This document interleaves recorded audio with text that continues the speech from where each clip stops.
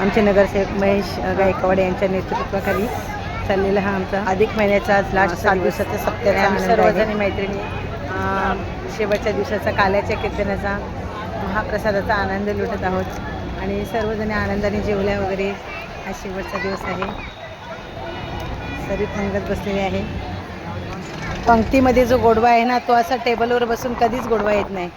ही मज्जाच वेगळी असते पंक्तीतली. रामकृष्ण हरी. एक मिनिट तू भात सांगता आधी आतमध्ये.